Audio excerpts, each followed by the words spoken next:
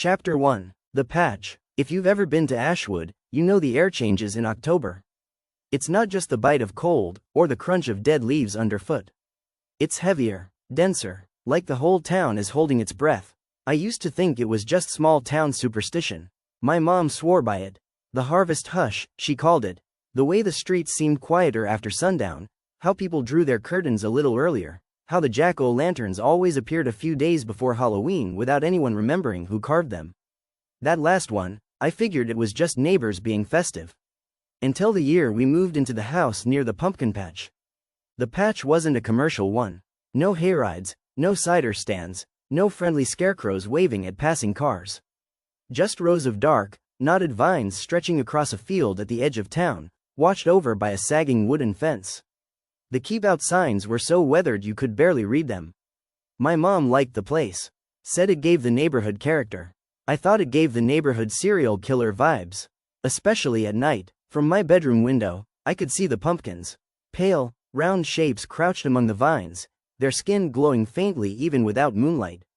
And sometimes I swear I saw something moving between them. Not wind, not animals, something tall. The first week, I didn't think much about it. School started, and I was too busy navigating the maze of cliques and cafeteria politics to care about creepy squash. That's when I met Miles. He was in my English class, the kind of kid who didn't talk much unless he really liked you, which, somehow, he decided he liked me. He had this restless energy, like his mind was always halfway somewhere else. One lunch period, I mentioned the pumpkin patch. His fork froze halfway to his mouth. "You live by Harrow's Field?" he asked. I nodded. His face went pale. "Don't go in there." I laughed it off, but he didn't smile. "I'm serious," he said. "Not at night, not in October, especially not this week." "Why?" He hesitated, then leaned closer. "The Watcher." I almost choked on my sandwich.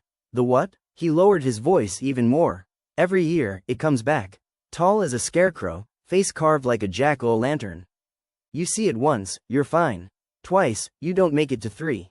It sounded like something kids tell each other to be creepy on purpose. But that night, I couldn't stop thinking about it. Around midnight, I peeked out the window. The pumpkins were glowing brighter than usual. And there, standing among them, was something tall and still. I told myself it was just a post. A trick of the light. My brain wanted to believe that. But the next night, it was closer to the fence. And the night after that, it was gone. 3 days later, Miles didn't show up to school. No one seemed to notice except me. I biked past his house that afternoon. His curtains were drawn tight. A faint orange light glowed from behind them, pulsing like a heartbeat. I kept riding, telling myself it wasn't my business. But as I passed the pumpkin patch, I saw something resting against the fence. A single pumpkin, carved with a jagged grin. The eyes were cut into perfect triangles. And they were facing my house. Chapter 2. The Rules. By the time Halloween week rolled around, I'd convinced myself the pumpkin by the fence was a prank. That didn't explain how it kept moving.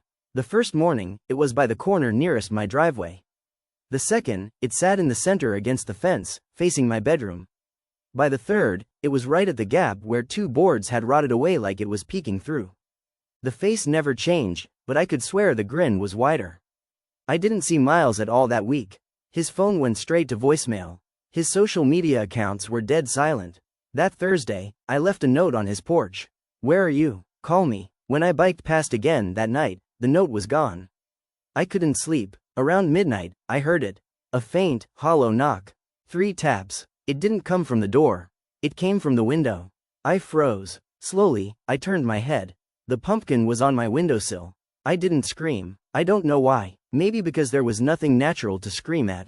Just a pumpkin. Perfectly round. Perfectly carved. No candle inside, but somehow still glowing. I shut the blinds. The glow seeped through anyway. The next day at school, I cornered an old custodian named Frank who'd been working there forever. "You know anything about the Watcher?" I asked, trying to sound casual. His mop froze mid-swipe. He looked at me like I'd said something dangerous. "Best not to talk about it," he muttered. "Best not to notice it at all." I didn't move. He sighed. "There's 3 rules. 1. Don't look at it too long. 2. Don't follow it into the patch. 3. What? Don't let it carve your face." That night, I saw it again. Not in the patch. Not by the fence. In my yard. It stood halfway between the patch and my front door, tall as a scarecrow, its jack-o'-lantern head glowing from within. The carved grin didn't move, but somehow I knew it was smiling at me. I didn't go outside, I didn't breathe, I just stood at the window until it slowly turned and walked back toward the patch, vanishing between the vines. The next morning, there were footprints in the frost. Long, uneven strides. They didn't lead away from my house. They led straight up to my bedroom wall. Chapter 3. Harvest Night. Halloween in Ashwood is different. Kids still trick or treat, but only in groups. The streets go quiet by 9. Every porch light blinks out in near unison. By 10, the town feels deserted. I should have been asleep, but something kept me awake. A faint sound, like someone carving wood. A slow, deliberate scrape. It was coming from the yard. I peeked through the blinds. The watcher stood in the center of my lawn, knife in hand. The blade flashed in the moonlight as it worked on something small and round. At its feet was a half-finished pumpkin. The face it was carving looked familiar. Too familiar. I backed away from the window, but the scraping stopped. When I looked again, the pumpkin was gone. So was the watcher. The silence was worse than the sound. I kept my bedroom light on and sat against the far wall, trying to pretend I wasn't listening for footsteps. That's when my phone buzzed. One new message from an unknown number. A photo. It was Miles. His skin was pale, his eyes dull, his mouth frozen in the same jagged grin as the pumpkin's. Behind him, in the shadows, the watcher loomed. I dropped the phone. The front door creaked open. I hadn't heard it unlock. Footsteps shuffled across the floor, slow and uneven. When they reached the base of the stairs, I heard the first hollow knock. 3 taps. On my bedroom door. The handle didn't turn. It didn't need to. The glow seeped through the cracks, painting the walls orange. I pressed my back to the window, wondering if I could survive the drop. The knocking stopped. Something slid under the door. A pumpkin, small enough to fit in the palm of my hand. Freshly carved. The face was mine. I don't remember climbing out the window. I don't remember running barefoot down the street. I just remember the sound behind me. Slow, patient footsteps in the frost, following. I didn't stop until I reached the other side of town. That was 3 years ago. I've moved twice since then. Changed my name, but every Halloween, without fail, I find a pumpkin waiting outside my door. And every year, the grin is wider.